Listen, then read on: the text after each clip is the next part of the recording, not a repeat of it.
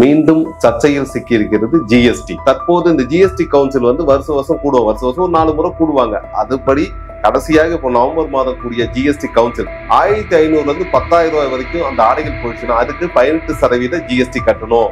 ஒருவேளை 10,000க்கு மேல அது விலை இருந்துச்சுன்னா 22% ஜிஎஸ்டி கட்டணும்னு புதிய வரிமாற்றம் பண்ணிருக்காங்க.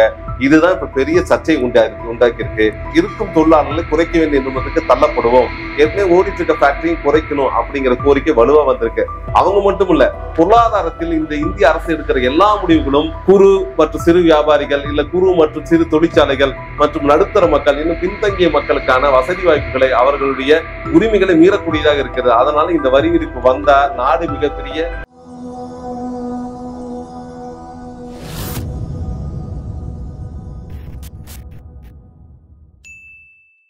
மீண்டும் சர்ச்சையில் சிக்கி இருக்கிறது ஜிஎஸ்டி. ஏற்கனவே நமக்கு தெரியும், ஜிஎஸ்டி வந்ததுக்கு அப்புறம் இந்தியால பல பிரச்சனைகள் எழுந்துட்டு இருக்குன்னு சாமானிய மக்கள் பேசிட்டு இருக்காங்க. அதே போல தொழில் நிறுவனம் பாதிக்கப்பட்டது அறிக்கை தெளிவா வலியுறுத்தி சொல்லுது. ஆனா இன்னைக்கு என்ன சிக்கல் வந்திருக்குன்னா, தற்போது இந்த ஜிஎஸ்டி கவுன்சில் வருஷம் வருஷம் கூடுவோம், வருஷம் வருஷம் ஒரு 4 முறை கூடுவாங்க. அதுபடி கடைசியாக இப்போ நவம்பர் மாதம் கூடிய ஜிஎஸ்டி கவுன்சில் மத்திய நிதி அமைச்சகம் கூடுதலா அந்தந்த மாநிலத்தோட நிதி அமைச்சர் மற்றும் அலுவலர்கள் சேர்ந்து ஒரு கூட்டத்தை நடத்துவாங்க. அந்த கூட்டத்துல புதிதாக எந்தெந்த பொருளுக்கு ஜிஎஸ்டி வரி விதிக்கலாம், இல்ல எதுக்கெல்லாம் அதிகப்படுத்தலாம், எதுக்கெல்லாம் குறைக்கலாம், இல்ல எதுக்கெல்லாம் வரி விதிப்பை அப்புறப்படுத்தலாம் அப்படிங்கிற பத்தி பேசுறது தான் இந்த ஜிஎஸ்டி கவுன்சில் கூடும். ஆனா ஒவ்வொரு முறை ஜிஎஸ்டி கவுன்சில் கூடும் பொழுதும் ஒரு 10 பொருள் பேசுறதுக்கு எடுத்தாங்கன்னா அதுல ஒரு 4 பொருளுக்கு வரி குறைப்பா இருக்கும், மீதி 6 அதிகப்படுத்துவாங்க. அந்த வகையில இந்த ஜிஎஸ்டி கவுன்சில் முடிவில் என்ன தெரிவிச்சிருக்காங்கன்னா, சிகரெட் மற்றும் குட்கா இந்த மாதிரி பொருட்கள் இருக்குல்ல, அதுக்கான ஜிஎஸ்டி 35% உயர்த்தர சொல்லியிருக்காங்க. அதே போல மற்ற பாத்தீங்கன்னா இந்த குளிர்பானங்கள், காற்றடைக்கப்பட்ட குளிர்பானங்கள் சொல்லுவாங்க, கார்பனேட் வாட்டர்ஸ், பெப்சி, கோக்கு, இல்ல பன்னீர் சோடா, எதுலாமே பாட்டில் அடைக்கப்பட்டு வருதோ அதுக்கெல்லாம் ஜிஎஸ்டி கூட்டுறதா சொல்லியிருக்காங்க. இன்னும் அடுத்து இதெல்லாம் கூட ஒரு பக்கம் இருக்கலாம். இன்னும் முக்கியமா சொன்னா ஆயத்த ஆடைகள், இந்த ஆயத்த ஆடை தயாரிப்புல ஏற்கனவே வந்துட்டு இருக்க இந்த கார்மெண்ட்ஸ் இண்டஸ்ட்ரியில வரக்கூடிய ஆடைகள் ஒரு 1500 ரூபாய் விலை இருக்குன்னு வச்சுக்கோங்க. இதுக்கு முன்னாடி அதுக்கு வெறும் 5% ஜிஎஸ்டி அப்படின்னு வச்சிருந்தாங்க. இப்ப என்ன சொல்றாங்கன்னா, 1500 10,000 ரூபாய் வரைக்கும் அந்த ஆடைகள் போயிடுச்சுன்னா அதுக்கு 18% ஜிஎஸ்டி கட்டணும். ஒருவேளை 10,000க்கு மேல அது விலை இருந்துச்சுன்னா 22% ஜிஎஸ்டி கட்டணும்னு புதிய வரிமாற்றம் பண்ணிருக்காங்க. இதுதான் இப்ப பெரிய சர்ச்சை உண்டாக்கி இருக்கு. ஏன் அப்படின்னு பாத்தீங்கன்னா, இந்த வரி விதிப்புங்கிறது ஏற்கனவே நமக்கு தெரியும். தமிழ்நாட்டுல திருப்பூர்ல தான் உங்களுக்கு கார்மெண்ட்ஸ் நிறைய போயிட்டு இருக்குது. அதே போல அதை சார்ந்திருக்க பகுதி போயிட்டு இருக்குல்ல. இப்ப ஏற்கனவே கொடுத்த அறிக்கை என்ன சொல்லுதுன்னா, இந்த ஜிஎஸ்டி வரி விதிப்பு வந்ததுக்கு அப்புறம் 2017 ஜிஎஸ்டி வரி விதிப்பு வருது. அது வந்ததுக்கு அப்புறம் திருப்பூர் தொழில் நசிஞ்சிருச்சு. ஏன்னா அந்த வரி கட்டி எங்களால தரையது ஓட்ட முடியல, வெளியே பொருட்கள் போனாலுமே விற்பனை ஆகாம ஸ்டாக் ஆயிருது. அதனால எங்களால புதிய தொழிலாளர்கள் வேலைக்கு எடுக்கிறதோ இல்ல இருக்கிற தொழிலாளர்களுக்கு உரிய ஊதியம் கூட கொடுக்க முடியலங்கிற சிக்கலை தொழில் தரப்பு வச்சிருந்தாங்க. அந்த வகையில தற்போது என்ன இருக்குன்னா, ஏற்கனவே இருந்த வரியை கட்ட முடியல, இப்ப அதை 18% ஆக்கியிருக்காங்க. அப்படிங்கிறப்ப நாங்கள் இருக்கும் தொழிலாளர்களை குறைக்க வேண்டிய நிறுவனத்துக்கு தள்ளப்படுவோம். ஏற்கனவே ஓடிட்டு இருக்க ஃபேக்டரியும் குறைக்கணும் அப்படிங்கிற கோரிக்கை வலுவா வந்திருக்கு. அவங்க மட்டும் இல்ல, இந்தியா முழுக்க இருக்கிற கைத்தறி நெசவாளர்கள் எல்லாமே அதான் சொல்றாங்க. கைத்தறிக்கு அவங்க ஜிஎஸ்டி விலக்கு கொடுத்திருந்தாலும் விற்பனைக்கு போகும்போது வெளிமாநிலங்கள் ஜிஎஸ்டி அது ஆட் ஆயிரும். இது ஒரு பெரிய சிக்கல். ஏன்னா ஜிஎஸ்டி வரலாறு எப்படின்னா, ஏற்கனவே 1960 வருமான வரி இருக்குல்ல, அதே போல கூடுதல் வரிகள் பத்தி ஒரு சட்டம் ஏற்றாங்க. அந்த சட்டத்துல மாற்றங்கள் கொண்டு வரணும்னு 1989 அன்னைக்கு இருந்த பிரதமர் விபி சிங் தலைமையில ஒரு குழு அமைக்கிறாங்க.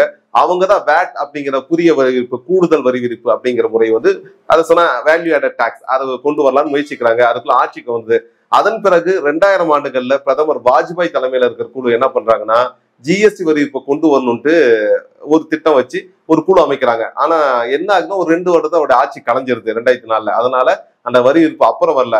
அதன் பிறகு வந்த காங்கிரஸ் தலைமையான அரசு, கூட்டணி அரசோ இந்த ஜிஎஸ்டி கொண்டு வர முடியாது, அது மக்களுக்கு பெரிய வரி சுமையை உண்டாக்கும், ஆனா இருக்கிற வரி விதிப்புல சில மாற்றங்கள் பண்ணலாம்னு வேல்யூ ஆடட் டாக்ஸ்ல சில மாற்றங்கள் கொண்டு எளிமைப்படுத்தணும்னு சொன்னாங்க. இப்படி போயிட்டு இருக்கப்ப 2017 பிரதமர் மோடி தலைமையில ஆட்சி அமைக்குது பாஜக ஆட்சி. அந்த பாஜக ஆட்சி அமைஞ்ச உடனே அவங்க 2000 ஏற்கனவே தூசி திட்டி வச்சிருக்காங்களா ஒரு ஃபைல் ஜிஎஸ்டி, அந்த ஃபைலை மீண்டும் கொண்டு அதை எப்படி அமல்படுத்தலாம் பேச்சுவார்த்தைக்கு கொண்டு வராங்க. இல்ல என்ன பெரிய கொடுமைனா, அதற்கு முன்பு இந்த காங்கிரஸ் அரசாங்கம் இந்த ஜிஎஸ்டி கொண்டு வரலாம்னு மத்திய அரசாங்கம் பேசிட்டு இருக்கும் பொழுது அதுக்கு கடுமையாக எதிர்ப்பு தெரிவித்த மாநிலம் குஜராத்.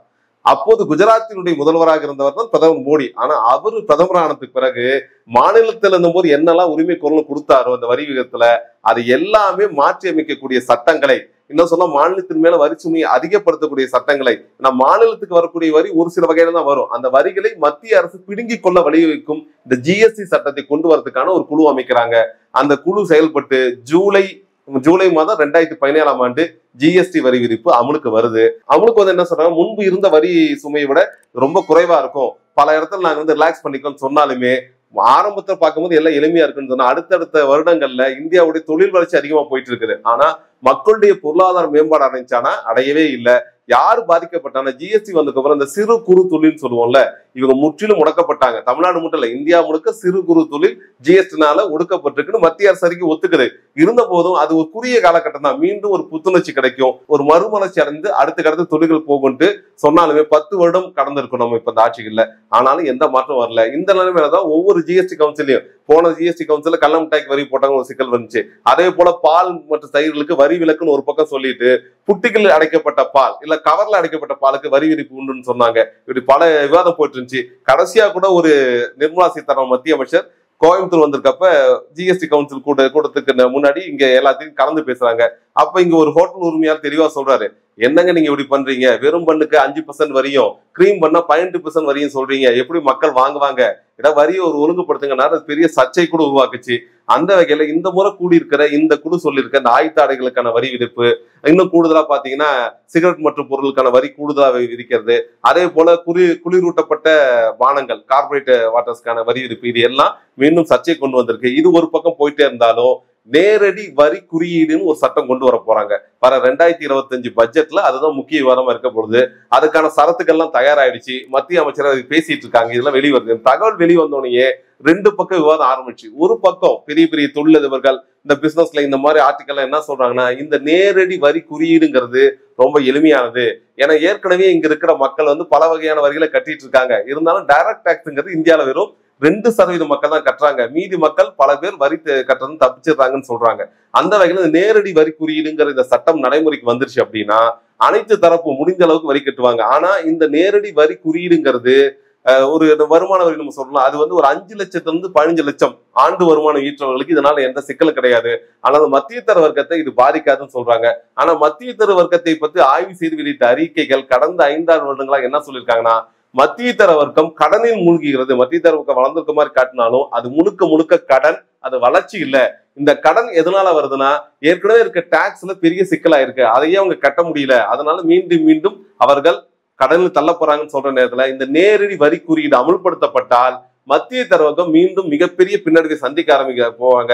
ஏன்னா 2016ல டிமானிட்டேஷன், திருப்பி 2017ல பாத்தீங்கன்னா இந்த ஜிஎஸ்டி வரி, இப்படி தொடர்ச்சியாக பொருளாதாரத்தில் இந்த இந்திய அரசு எடுக்கிற எல்லா முடிவுகளும் குறு மற்றும் சிறு வியாபாரிகள் இல்ல குறு மற்றும் சிறு தொழிற்சாலைகள் மற்றும் நடுத்தர மக்கள், இன்னும் பின்தங்கிய மக்களுக்கான வசதி வாய்ப்புகளை, அவர்களுடைய உரிமைகளை மீறக்கூடியதாக இருக்கிறது. அதனால இந்த வரி விதிப்பு வந்தா நாடு மிகப்பெரிய சீரழிவை சந்திக்கும்னு அவங்க கருத்து தெரிவிச்சிருக்காங்க.